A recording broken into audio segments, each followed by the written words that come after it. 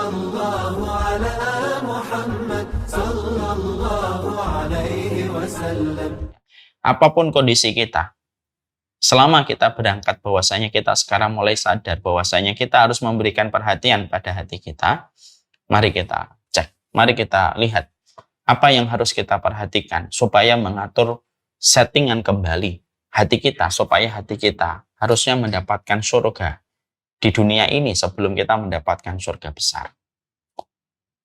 Saya kalau boleh mengatakan, di dunia ini ada surga, sebagaimana di akhirat itu ada surga. Surga es kecil dan surga es besar. Surga es kecil itu ada di dunia. Ada nggak di dunia itu surga, Ustaz? Ada, di dunia itu ada surga. Cuma berbeda dengan surga di akhirat dengan huruf kapital S besar. Surga di dunia itu adalah, surga di dunia itu dikatakan oleh para ulama, oleh Ibnu Taimiyah rahimahullahu ta'ala. Inna fid dunya la jannatun man lam yadkhuluha lam yadkhuluha fil akhirah. Sesungguhnya di dunia itu ada surga. Siapapun yang tidak pernah merasakan, mencicipi surga pada kehidupan di dunia, maka dia tidak akan pernah merasakan surga di akhirat. Yaitu adalah surga, sebuah tempat yang paling indah yang Allah ciptakan dengan kedua tangannya. Pertanyaan kita, surga di dunia itu apa?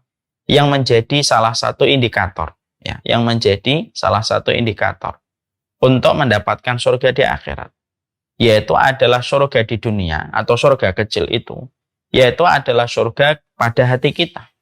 Yaitu adalah ketika hati kita selalu dalam kondisi, ketika hati kita bisa merasakan ketenangan, hati kita bisa merasakan keridhaan, bisa merasakan kelapangan, kenikmatan dalam ibadah, keridhaan di dalam setiap takdir, baik takdir yang manis ataupun takdir yang buruk. Itulah yang dinamakan surga di dunia. Orang yang sudah mencicipi surga di dunia, maka mereka akan merasakan surga di akhirat. Karena surga besar di akhirat tidak akan pernah didapatkan manusia sampai manusia itu sebelum mati merasakan surga kecil pada kehidupan di dunia.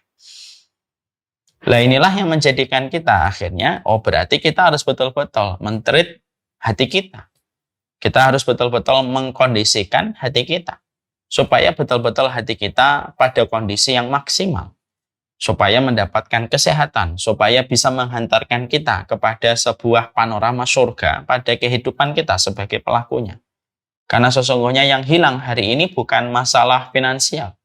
Yang hilang itu bukan materialisme dengan gedung-gedung pencakar langit. Tapi yang hilang itu surga-surga kecil pada hati manusia itu yang hilang.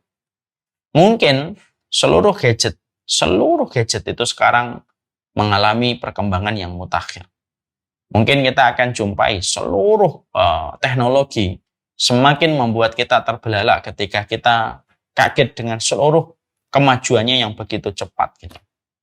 Tapi ada yang hilang, yaitu adalah surga-surga kecil pada hati manusia itu pada hilang. Yang ada adalah membangun dunia dengan satu asumsi bahwasanya itulah surga yang mereka tuju, padahal itu bukan surga. Berapa banyak orang yang mereka di tempat hiburan tetapi hatinya merasa merana. Berapa banyak orang yang mereka di tempat keramaian tetapi hatinya merasa kesendirian. Karena sekali lagi, kalau kita pengen surga, kalau kita pengen paradise pada kehidupan di dunia, healing kita itu sebenarnya bukan tempat. Karena tempat itu hanya menawarkan sensasi sesaat sebagaimana orang tidur. Mungkin kita lupa masalah kita kalau kita sedang healing di tempat yang indah. Tapi setelah tempat itu kita datangi, maka pasti problematika akan hadir kembali. Kalau kita tidak menyelesaikan pada hati kita, yaitu adalah karena sesungguhnya healing terbaik itu adalah kembali kepada hati kita dan melihat bagaimana kondisi hati kita. Nah, itulah yang semakin menjadikan kita paham. Itulah yang menjadikan kita semakin mengerti. Perhatikanlah hati kita karena sesungguhnya inilah sesuatu yang paling berharga dan paling mahal pada kehidupan ketika Allah menciptakan manusia. Hatimu, hatiku, hatimu, hatimu. Setelah kita memahami tentang masalah ini, tentunya apapun kondisinya, sekarang mari kita bahas apa nutrisi yang harus kita lakukan, apa nutrisi yang harus kita perhatikan Tentunya ketika kita memperhatikan nutrisi ini, kita belajar nih ilmunya. Yang paling penting adalah bagaimana kita harus memaksakan diri untuk mengkondisikan hati kita supaya hati kita mendapatkan nutrisi. Kalaupun ada yang sakit, maka setidaknya sakitnya berkurang ketika kita memberikan nutrisi. Sebelum kita membahas nutrisi-nutrisi yang sejatinya sangat dibutuhkan hati kita, supaya hati kita bisa melahirkan sebuah mindset yang positif, hidup yang lapang, hidup yang tidak sesak gitu ya. Maka kita harus paham memberikan nutrisi hati itu bukan bersifat anjuran, tapi ini merupakan kewajiban. Saya sebagai yang menyampaikan, tidak mau saya itu nanti menganggap, oh nutrisi hati itu pilihan. Ya kalau saya mau ya sudah, kalau tidak mau tidak apa-apa. Tidak bisa gitu. Kalau kita bicara tentang nutrisi hati, yang menjadi pembahasan pokok kita pada kesempatan sore kali ini, nutrisi hati itu bukan sifatnya pilihan, tapi nutrisi hati itu kewajiban. Nutrisi hati itu kewajiban. Yang tentunya harus dipaksa. Jadi nanti saya tidak mau ada orang beralasan, Ustaz saya tahu nutrisi hati harus begini, tapi saya belum ada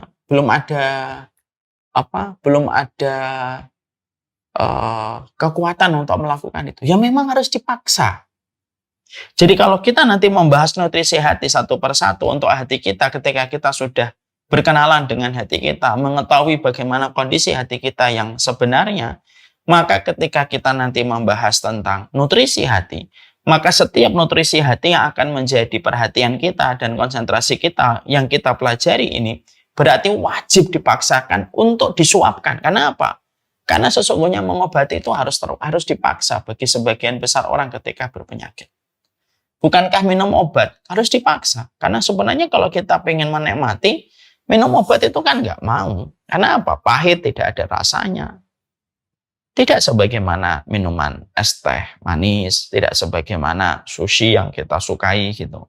Obat itu nggak kita suka, tapi bagaimanapun kita harus minum, walaupun tidak ada rasa dan tidak ada gurihnya, tidak ada rasa manisnya yang membuat kita suka dengan obat itu tidak ada, ya tetap harus kita minum. Maka sama ini, nanti kalau kita membahas nutrisi hati, lalu kita tidak boleh beralasan, oh saya belum tergerak untuk melakukan hal-hal yang menjadi nutrisi hati. Lu itu tidak nunggu gerakan hati antum lagi sakit kok. Nunggu hati kita, nunggu gerakan hati saya, hati saya lagi bermasalah kok. Nunggu gerakan hati baru kita bisa melakukan nutrisi hati untuk kita suapkan dan kita asupkan untuk diri kita. Ya tidak bisa nunggu. Ya harus dipaksa. Loh Ustaz, memaksakan nutrisi hati itu nanti malah tidak ikhlas. Loh, ya ikhlas kalau kita melakukan nutrisi. Kalau kita memaksa diri kita untuk melakukan suapan nutrisi hati pada diri kita paksa dan kita niatnya adalah pingin supaya cepat sembuh hati kita, itu ikhlas. Bukan berarti yang dinamakan ikhlas itu harus dengan kerelaan hati, kita melakukan dengan senang dan sukacita. Belum tentu. Sholat malam itu kalau kita nggak paksa, mah kita nggak akan sholat malam. Bukan berarti memaksa sholat malam itu tidak ikhlas. Selama kita memaksanya karena Allah, ya itu ikhlas. Sama ini nanti. Ya. Kenapa ini saya sampaikan? Karena sempat ada komentar begini ketika ada satu kajian. Kita membahas nutrisi hati, 1, 2, 3, 4, 5, 6. Lalu ketika sudah membahas tentang nutrisi hati, ada orang yang komen. Saya belum tergerak Ustadz. Saya tahu hati saya lagi bermasalah. Tapi saya belum tergerak untuk mengambil satu persatu nutrisi yang ada untuk saya suapkan kepada hati saya. Nah ini. Maka ketika mendengar itu, akhirnya Masya Allah, inilah yang menjadikan kita paham. Nutrisi hati itu harus disuapkan dan dipaksa. Entah bagi saya yang menyampaikan ini pun harus maksa gitu. Karena tidak mungkin kita nunggu gerakan hati kita secara sukarela dan sukacita. Nanti deh nunggu saya dzikir, nanti nunggu saya berdoa, nanti nunggu saya membaca Al-Quran gitu. Kalau sudah ada panggilan hati, tidak bisa panggilan hati. Kita sedang mengobati hati, kok nunggu panggilan hati, itu kan tidak bisa. Maka harus dipaksa. Dan sifatnya nutrisi hati yang nanti kita pelajari itu sifatnya wajib. Wajib. Kalau kita pengen sembuh dan kita sudah menyadari betapa penting dan betapa mahalnya hati kita, berarti ini hukumnya wajib. Bukan bersifat anjuran, bukan bersifat himbauan, dan tidak bersifat pilihan. Ya kalau mau silahkan kerjakan, kalau tidak mau ya tidak apa-apa. Lu nggak pilihan, ini kewajiban. Sebagaimana wajibnya kita sholat, sebagaimana wajibnya kita bayar zakat, sebagaimana wajibnya kita untuk haji kalau sudah mampu.